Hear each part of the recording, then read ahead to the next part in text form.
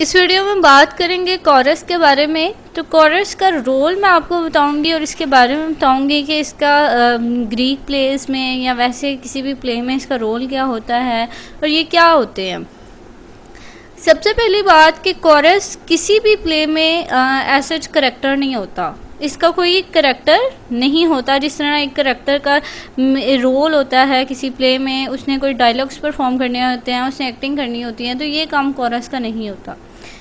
Coarse जो होते हैं ग्रुप ऑफ पीपल को कहते हैं। एक इनका ग्रुप होता है और वो ग्रुप जो है वो सॉन्ग गाते हैं और उसके अलावा लाइट म्यूज़िक जो है वो करते हैं और डांसिंग करते हैं, ठीक है, ताकि ऑडियंस जो है वो इंगेज रहे, ऑडियंस इनकी तरफ अट्रैक्ट हो, ऑडियंस बोर ना फील करे।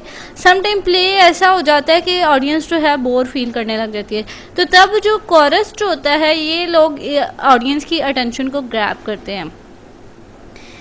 अब इनका रोल ये होता है कि थ्रू आउट द प्ले इन्होंने खामोश रहना होता है, इसी तरह की सिंगिंग करनी होती है और डांस करना होता है। लेकिन सम टाइम ये लोग किसी भी प्ले पे उसके एक्शंस पे कमेंट्री भी करते हैं, यानी कि किसी थीम के बारे में वो बता सकते हैं या ये हमें बता सकते हैं कि अब फ्यूचर में ये होने वाला है।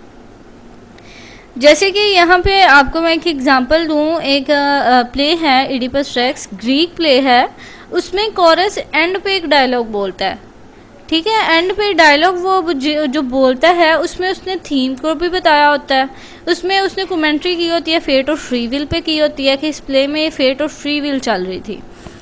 तो ये सारी बातें उसने एंड पे सारी ऑडियंस को, उनकी अटेंशन को ग्रैब करके, ऑडियंस को मुखातिब करके उसने उनके साथ डायरेक्टली बात की और उन्हें बताया कि ये प्ले में ये चीज़ चल रही थी। तो ये रोल होता है कोरस का और इसे हम कोरस कहते हैं और इसका बहुत इंपॉर्टेंट रोल है क्योंकि ये ऑडियंस की अटेंशन एक तरफ से अपनी तरफ माइल रखता है। तो बहुत ही इम्पॉर्टेंट कंसेप्ट और बहुत ही ईजी सा कंसेप्ट था। इससे रिगार्डिंग अगर आपका कोई भी क्वेश्चन है तो आप कमेंट सेक्शन में पूछ सकते हैं। Thank you so much for watching. अगर आपको वीडियो अच्छी लगी तो इसे लाइक और सब्सक्राइब ज़रूर कीजिएगा। अपना और अपने प्यारों का बहुत सा ख्याल रखिएगा।